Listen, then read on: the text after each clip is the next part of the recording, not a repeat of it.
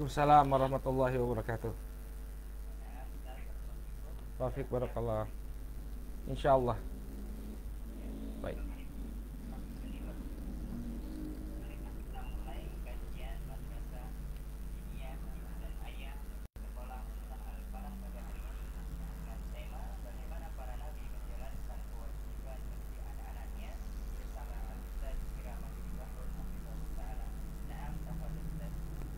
Baik. Bismillahirrahmanirrahim. Assalamualaikum warahmatullahi wabarakatuh. Innal hamdalillah nahmaduhu wa nasta'inuhu wa nastaghfiruh wa na'udzu billahi min shururi anfusina wa min sayyiati a'malina. May yahdihillahu fala mudhillalah wa may yudlil fala hadiyalah. Asyhadu an la ilaha illallah wahdahu la syarikalah wa asyhadu anna Muhammadan abduhu wa rasuluh sallallahu alaihi wa ala alihi wa sahbihi wa man ittaba'a hudahu ila yaumiddin, amma ba'd. Bapak-bapak dan ibu-ibu, para aba wal ummahat yang semoga senantiasa dirahmati oleh Allah. Alhamdulillah, puji dan syukur kita panjatkan kepada Allah Subhanahu wa taala atas segala nikmat yang telah dianugerahkan oleh Allah Subhanahu wa taala kepada kita semua, sehingga di malam hari ini kembali Allah Subhanahu wa taala pertemukan kita dalam acara Madrasah Diniyah bagi ibu dan ayah yang diselenggarakan oleh Sekolah Al-Falah Klaten. Alhamdulillah, pada pertemuan yang terakhir kita telah sampaikan materi pertama kita tentang tanggung jawab orang tua terhadap anak. Maka insya Allah di kesempatan malam hari ini kita akan bawakan sebuah tema yang baru, dan ini masih berkaitan dengan tema perdana kita, ini tentang bagaimana para nabi ya alaihi wassalatu wassalam memberikan keteladanan dalam mendidik anak-anak mereka. Nah, ini menjadi satu hal yang penting sekali, karena pada hakikatnya para nabi ini adalah orang-orang yang terbaik di sisi Allah Subhanahu wa taala. Maka dengan mempelajari, memperhatikan dan meneladani bagaimana praktek mereka dalam mendidik anak-anak, ya, maka ini tentunya merupakan soleh dan soleha dan mendapatkan ridho dari Allah Subhanahu wa taala, karena mereka adalah orang-orang yang memiliki keutamaan di sisi Allah Subhanahu wa taala, manusia-manusia terbaik di sisi Allah Subhanahu wa taala. Ya. Maka mari kita perhatikan bagaimana para nabi memberikan pendidikan kepada anak-anak mereka. Di antara perkara yang bisa kita lihat dari keteladanan yang diberikan oleh para nabi alaihi wassalatu wassalam, kita bisa lihat pada sosok Nabi Ibrahim alaihissalam. Ketika beliau meminta kepada Allah Subhanahu wa taala untuk dianugerahi seorang atau dianugerahi anak yang saleh. Ya. Dalam surat As-Saffat ayat yang ke-100 kita bisa lihat di sana ada doanya Nabi Ibrahim alaihissalam. Beliau meminta kepada Allah Subhanahu wa taala, Rabbi habli minas salihin. Ya Allah, anugerahkanlah kepadaku ya anak keturunan dari kalangan orang-orang yang saleh. Artinya beliau meminta kepada Allah Subhanahu wa taala agar dianugerahkan anak keturunan yang saleh. Nah, ini penting sekali bagi kita, ya. Kesolehan anak kita ini sangat tergantung dengan hidayah yang diberikan oleh Allah Subhanahu wa taala.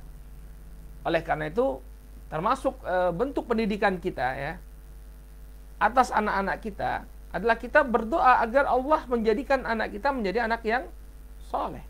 Seperti yang diminta oleh Nabi Ibrahim alaihissalam. Rabbi habli minas salihin. Ya Allah, anugerahkanlah kepadaku anak keturunan yang saleh. Maka jangan lupa kita untuk meminta kepada Allah Subhanahu wa taala dianugerahi sebagai anak mustajab ya di waktu-waktu yang dikabulkan oleh Allah Subhanahu wa taala ya, terutama bagi kita yang mungkin belum dianugerahi anak atau ingin dianugerahi anak lagi, kita meminta agar anak yang dianugerahkan oleh Allah Subhanahu wa taala itu Allah jadikan sebagai anak-anak yang saleh dan salehah. Ya. Karena memang hidayah itu ada di tangan Allah Subhanahu wa taala. Allah yang menjadikan seorang hamba itu menjadi hamba yang saleh dan salehah. Ini perkara yang pertama yang bisa kita dapati dari para nabi dalam mendidik anak-anak mereka, ya. Ini mereka berdoa kepada Allah Subhanahu wa taala agar Allah Subhanahu wa taala menganugerahkan kepada mereka anak-anak yang soleh dan solehah. Kemudian barakallahu fikum, ya. Contoh keteladanan yang lain yang bisa kita lihat dari para anbiya, dari para nabi, adalah apa yang dicontohkan oleh Nabi Yakub alaihissalam, di mana beliau membangun kedekatan dengan anaknya. Dan kedekatan dengan anak ini sangat besar manfaatnya bagi kita, terutama kedekatan anak dengan ayahnya. Ya, penelitian menunjukkan bahwa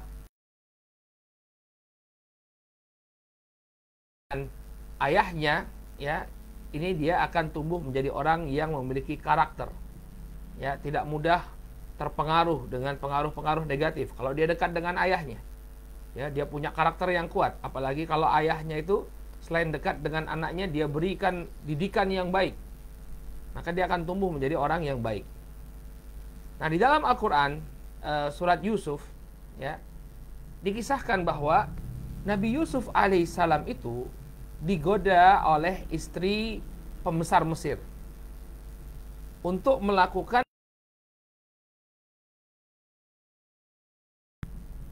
ya, dalam Al-Quran surat Yusuf, Allah Subhanahu wa taala mengatakan, ya, walaqad hammat bihi wa hamma biha laula an ra'a burhana rabbih. Sang wanita itu sudah berhasrat kepada Yusuf alaihissalam. Demikian juga, ya, Yusuf sudah berhasrat kepada wanita tersebut. Laula an ra'a burhana rabbih. Tapi itu semua tidak terjadi. Kenapa? Karena Yusuf melihat, ya, penjelasan atau melihat sebuah sebuah tanda dari Robnya. Jadi ketika Nabi Yusuf alaihissalam, ya, beliau sudah memiliki hasad kepada sang wanita, ya, wanitanya menggoda, Nabi Yusuf juga sudah berhasad kepada wanita tersebut, ya, beliau terhenti. Kenapa? Allah Subhanahu wa taala memberikan sebuah tanda. Dalam sebagian tafsir para ulama menyebutkan apa tanda yang dilihat oleh Nabi Yusuf alaihissalam ketika itu. Beliau melihat bapaknya. Jadi ditampakkan bapak beliau, yaitu Nabi Yakub alaihissalam, ya, yang seolah-olah mengatakan, wahai Yusuf, saya tidak pernah mengajarkan kamu untuk berbuat keji seperti ini. Ya, jadi beliau itu teringat dengan bapaknya. Apa yang dipesankan oleh bapaknya teringat oleh Nabi Yusuf alaihissalam, sehingga dia pun tidak terjatuh pada perbuatan melihat, ya, seorang anak tercegah dari melakukan perbuatan yang nista karena dia, ya, melihat sosok bapaknya. Dan ini kenapa Nabi Yusuf alaihissalam itu bisa sampai teringat kepada bapaknya ketika digoda oleh wanita tadi, ya. Wanita tadi itu namanya bukan Zulaikha, ya, banyak yang menyebutkan namanya Zulaikha, tapi namanya adalah Zulaikha, ya. Yang diketahui di dalam Al-Quran adalah apa? Imra'atul Aziz, istri dari pembesar Mesir, ya. Nah, dia tidak mau, padahal kesempatan itu sangat terbuka. Wanita tadi bukannya dipaksa, justru dia yang menggoda, yang mendambakan Yusuf alaihissalam. Tapi karena dia teringat bapaknya. Nah, kenapa dia bisa tercegah atau dia bisa teringat kepada bapaknya ketika sudah akan melakukan perbuatan yang nista tersebut? Sebutkan oleh para ulama, karena kedekatan Nabi Yusuf alaihissalam dengan bapaknya Nabi Yakub. Ya, dalam keadaan Nabi Yusuf ini sudah terpisah dari bapaknya sekian tahun, ya. Beliau diangkat, beliau kan dibuang oleh siapa? Oleh saudaranya, kemudian dijual sebagai budak, lalu dibeli oleh pembesar Mesir. Kemudian terjadilah peristiwa tadi. Sudah lama dia terpisah dari bapaknya, tapi masih teringat pesan bapaknya tadi. Kenapa? Karena Nabi Yakub alaihissalam sebagai seorang ayah ini memiliki kedekatan kepada Nabi Yusuf anaknya. Dari mana kita tahu Nabi Yusuf itu dekat dengan bapaknya? Coba dilihat di awal-awal surat Yusuf. Terjadi dialog antara Nabi Yusuf dengan bapaknya, yaitu Nabi Yakub alaihissalam. Ya, kata Nabi Yusuf alaihissalam, "Ya abati, inni ra'aitu ahada asyara kaukaba wasyamsa wal qamar ra'aituhum li sajidin." Ya, nah ini dialog yang menunjukkan kedekatan Nabi Yusuf alaihissalam dengan bapaknya. Pertama, beliau memanggil bapaknya, "Ya abati." Wahai ayahanda, bukan ya abi, tapi ya abati.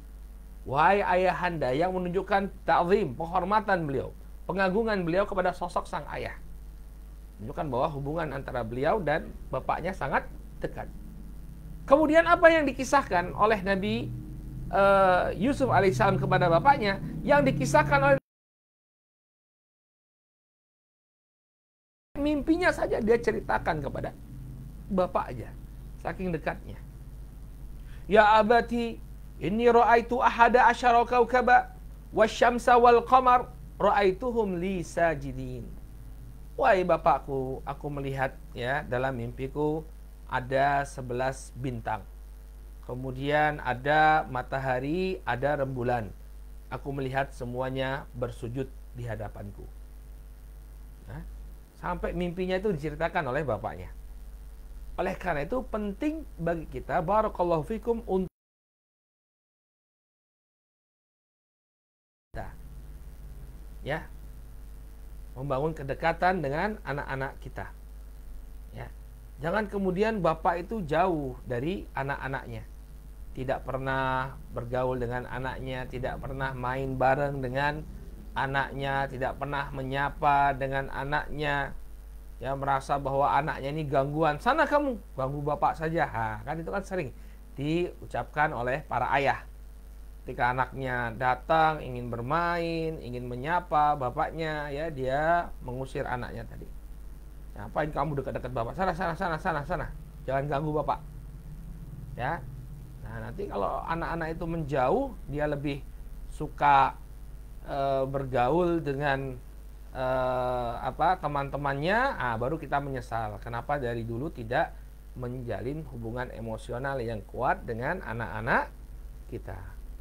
Ya, makanya kita hendaknya banyak meluangkan waktu dengan anak-anak kita, jalin hubungan yang erat dengan anak-anak kita.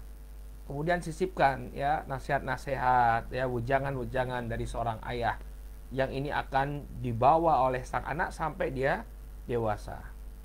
Ya, kita sampaikan kepada mereka ya untuk selalu mentauhidkan Allah, ya, untuk senantiasa bertawakal kepada Allah Subhanahu wa taala, untuk menjadi anak yang jujur kapanpun dan dimanapun dia berada, jadi orang yang bermanfaat, ya. Maka dia akan ingat apa yang dipesankan oleh bapaknya. Kapan? Ketika anak itu dekat, memiliki hubungan emosional yang erat dengan sang bapak. Tapi kalau jauh, ya, mungkin dia tidak punya memori sama sekali terhadap bapaknya. Lupa dia dengan bapaknya. Apa yang kamu lakukan bersama bapakmu? Lupa. Ya, karena memang bapaknya tidak terlalu perhatian dengan sang anak. Maka ini perkara yang kedua, hendaknya kita membangun kedekatan dengan sang anak, ya. Baik. Kemudian perkara yang ketiga, masih dari Nabi Yakub alaihissalam. Ya, masih dari Nabi Yakub alaihissalam. Ya. Di mana Nabi Yakub alaihissalam itu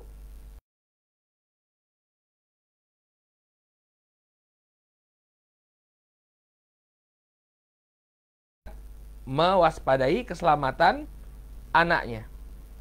Ya, di mana Nabi Yakub alaihissalam, ya, dalam surat Yusuf juga disebutkan bahwa ketika beliau diminta oleh saudara-saudaranya Nabi Yusuf agar Nabi Yusuf ini bisa ikut bermain bersama mereka, beliau menyatakan kekhawatirannya, menyatakan kesedihannya, ya.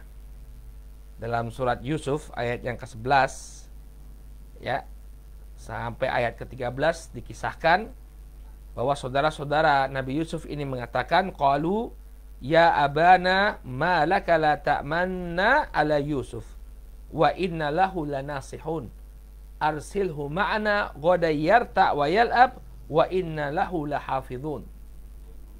Maka berkatalah saudara-saudaranya Nabi Yusuf, ya abana ma laka la ta'manna ala Yusuf. Ya, kenapa engkau tidak mempercayakan Yusuf kepada kami? Wa inna lahu lanasihun, padahal kami ini tulus menginginkan kebaikan bagi Yusuf. Arsilhu ma'ana, ya, utuslah dia bersama kami. Ghadan yarta wa yal'ab, besok kami akan ya bersenang-senang dan bermain-main bersama Yusuf. Wa inna lahu lahafizun, dan sesungguhnya kami ini akan menjaga Yusuf.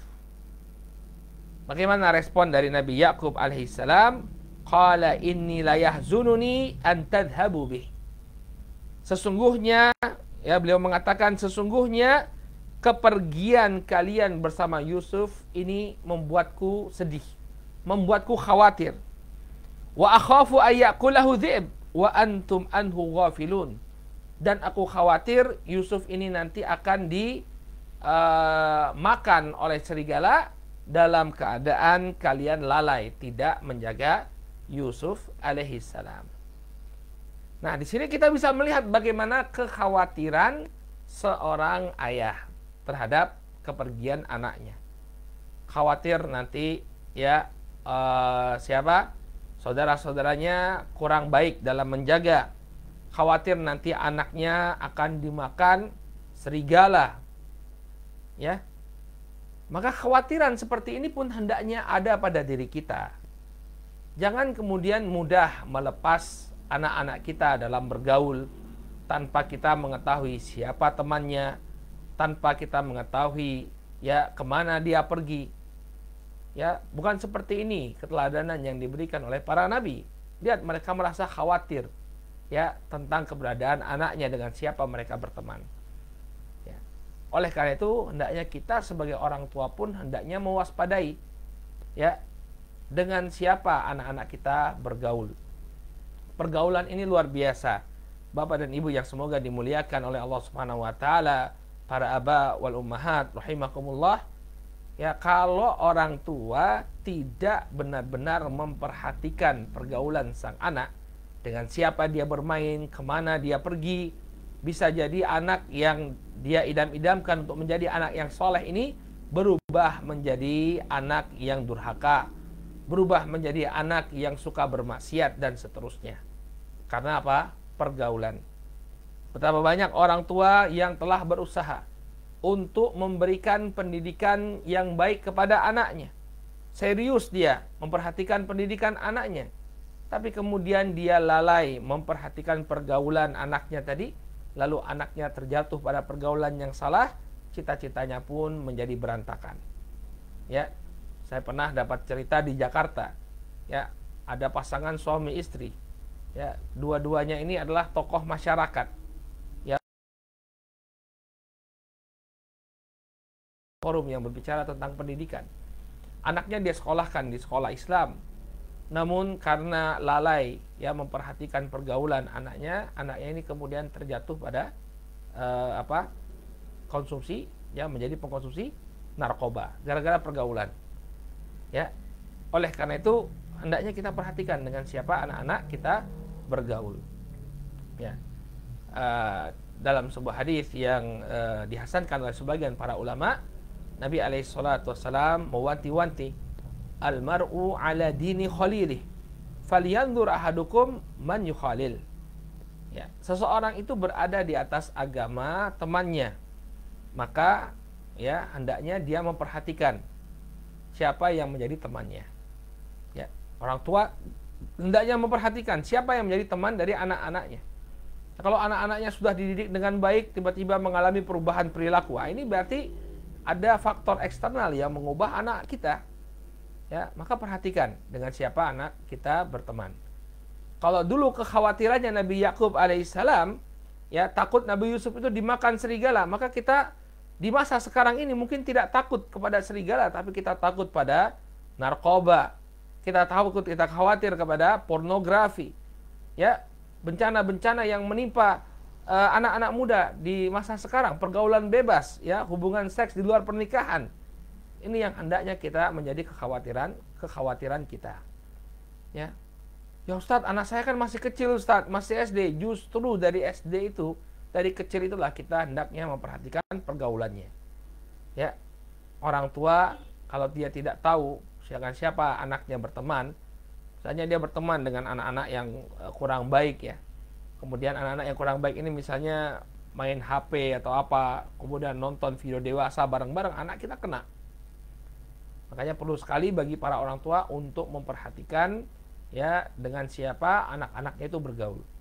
Sebagaimana Nabi Yakub alaihissalam ya, sebagaimana Nabi Yakub alaihissalam memperhatikan bagaimana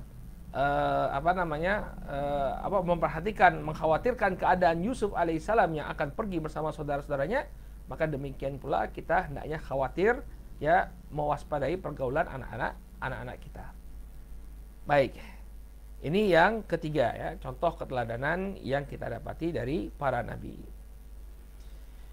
Kemudian yang keempat ya, hendaknya orang tua ya senantiasa memperhatikan masalah akidah ya, masalah tauhid.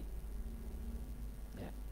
Di antara doa yang dipanjatkan oleh Nabi Ibrahim alaihissalam ya, beliau berdoa, wajnubni wa baniya an na'budal asnam. Ya Allah, jauhkanlah aku dan anak keturunanku dari menyembah berhala. Ini menunjukkan bahwa masalah tauhid ini menjadi masalah yang serius.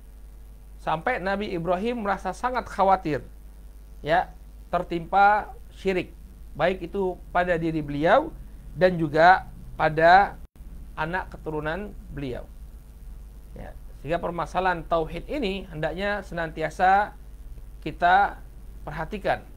Anak-anak hendaknya senantiasa diingatkan agar tidak terjatuh pada perbuatan syirik. Ya, masalah akidah adalah masalah yang paling krusial.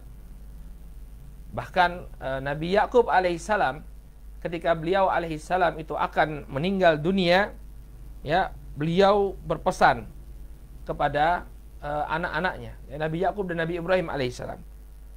Disebutkan dalam surat Al-Baqarah, ya, ayat yang ke-132, Allah Subhanahu wa taala berfirman mengisahkan tentang Nabi Yakub dan Nabi Ibrahim alaihissalam. Wa wassa biha Ibrahimu banihi wa Yaqub. Ya. Maka Ibrahim dan Yakub telah mewasiatkan kepada anak-anaknya, ya baniya innallaha astafa lakumuddin fala tamutunna illa wa antum muslimun. Wahai anak-anakku, sesungguhnya Allah Subhanahu wa taala telah memilihkan agama ini bagi kalian. Ya. Fala tamutunna illa wa antum muslimun. Maka janganlah ya kalian mati melainkan kalian dalam keadaan sebagai seorang muslim. Nah, ini kita pesankan kepada anak-anak kita. Ya, jangan sampai pindah agama, jangan sampai murtad. Ya. Kita dapati ya di masa kita sekarang, bukan di masa kita sekarang ya, dari masa dahulu ya. Terkadang orang tua itu sangat meremehkan permasalahan akidah. Ya. Sebagian orang tua bahkan punya mindset bahwa kalau anak-anak itu sudah dewasa, silahkan dia memilih jalannya sendiri. Ya, beberapa waktu yang lalu saya dapat WA dari sebagian kawan-kawan yang meminta nasihat. Apa yang masalah yang mereka hadapi? Mereka punya saudara sepupu murtad, pindah agama karena perkawinan. Ya. Sikap orang tuanya bagaimana? Orang tuanya biasa-biasa saja ya, dinikahkan. Ya. Jadi dia datang ke gereja untuk menghadiri pemberkatan nikah putrinya tadi. Ya. Maka jangan seperti ini ya. Kita harus bikin aturan yang kuat dengan anak-anak kita. Nah, kalau kamu pindah agama, kamu bukan anak bapak. Harus bikin aturan yang tegas. Kenapa orang-orang itu mudah pindah agama? Karena memang tidak ada pagar yang kuat dari keluarga. Dewasa sudah bisa mempertanggungjawabkan perbuatannya sendiri. Enggak, ini kalau anak itu murtad, bapaknya itu akan ditanya oleh Allah Subhanahu wa taala. Lah kenapa kok anakmu bisa murtad? Bagaimana tanggung jawabmu mendidik anak? Kok bisa murtad anakmu?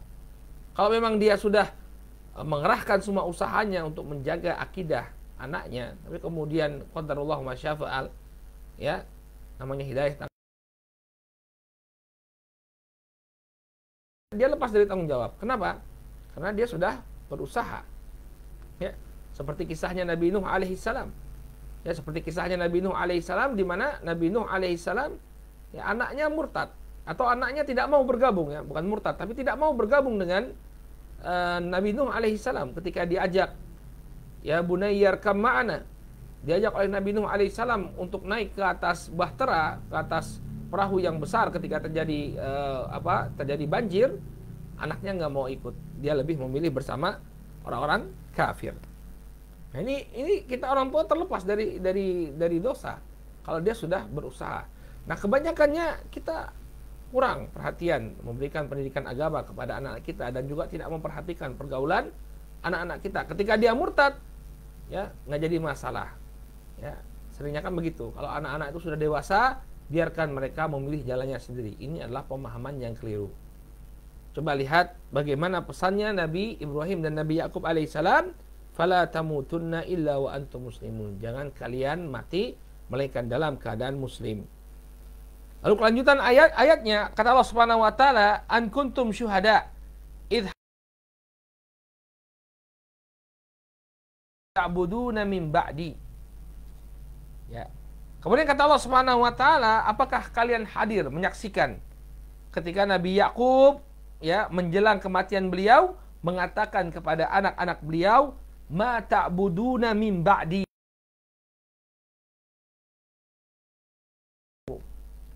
Qalu na'budu ilahaka wa ilaha abaina Ibrahim wa Ismail wa Ishaq ilahan wahidan wa nahnu lahu muslimun. Kemudian anak-anaknya mengatakan, wahai bapak kami, ya, kami akan menyembah Rabbmu dan juga Rabb nenek moyangmu Ibrahim, Ismail dan Ishak, yaitu Rabb yang esa, dan kami pun tunduk dan patuh kepadanya.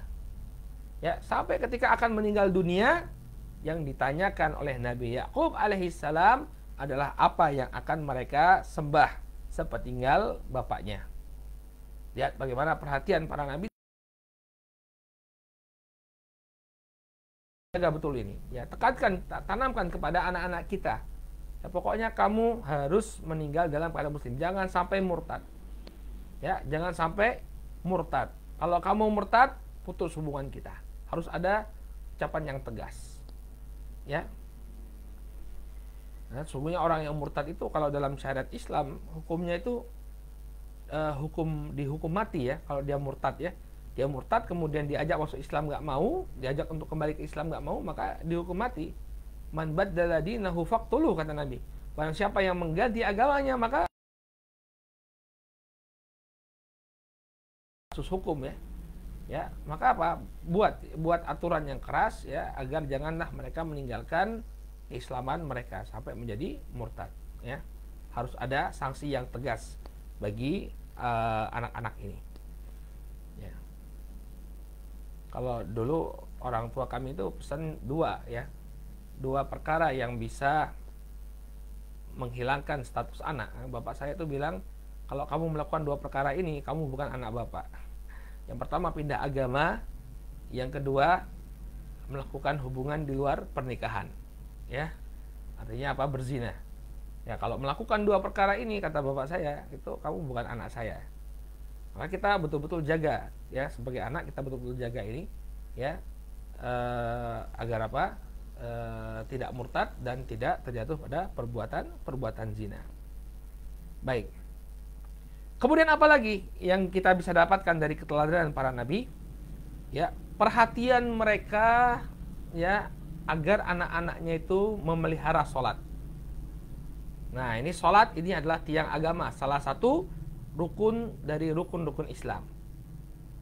Ya, dalam hadis yang diriwayatkan dari sahabat Abdullah bin Umar radhiyallahu taala anhu, Nabi SAW bersabda, "Bunyal Islamu ala khamsin, syahadati an la ilaha illallah wa anna Muhammadar Rasulullah wa iqamis shalah wa ita'iz zakah wa shaumi Ramadan wa hajjil bait. Kata Nabi SAW, Islam itu dibangun atas 5 perkara. Pertama, kalimat syahadat, ya. Syahadat, persaksian bahwa tidak ada sesembahan yang berhak untuk disembah melainkan Allah dan bahwasanya Muhammad adalah Rasulullah. Kemudian menegakkan salat, menunaikan zakat, puasa di bulan Ramadan dan haji ke Baitullah. Nah, permasalahan salat ini adalah apa? Salah satu dari rukun Islam, tiang agama. Ya, oleh karena itu hendaknya kita perintahkan anak-anak kita untuk salat. Ini sifat yang menonjol pada sosok Nabi Ismail alaihissalam. Dalam surat Maryam ayat yang ke-54 dan ke-55 Allah berfirman, "Wadhkur fil kitabi Ismail, innahu kana shadiqal wa'd wa kana rasulan nabiyya wa kana ya'muru ahlahu bis salati waz zakah wa kana 'inda rabbih mardiyya." Ya. Dan kisahkanlah kepada mereka tentang Ismail yang telah disebutkan dalam al-wa'd. Dahulu dia adalah orang yang benar janjinya. Wa kana rasulan nabiyya. Dan dahulu beliau adalah seorang rasul dan nabi. Wa kana ya'muru ahlahu bis salati waz zakah. Dan dahulu beliau alaihi salatu wassalam menyuruh keluarganya untuk menegakkan salat dan menunaikan zakat, dan beliau adalah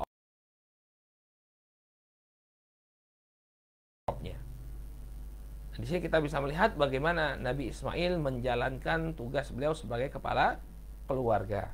Ya'muru ahlahu bis salati waz zakah. Dia memerintahkan keluarganya untuk salat dan menunaikan zakat. Ya, sehingga seorang kepala keluarga, seorang ayah hendaknya dia tidak lupa dengan tugas ini. Dia ingatkan anggota keluarganya, anak-anaknya untuk menegakkan salat. Banyak di antara orang tua yang tidak peduli anaknya itu sudah melakukan sholat atau belum. Ya, nggak pernah dia ngecek anaknya itu sholat atau belum.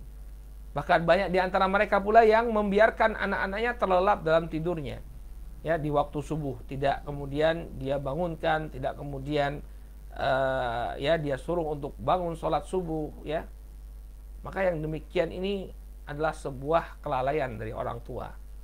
Yang nanti menyebabkan dia akan apa? Diadab oleh Allah Subhanahu wa taala.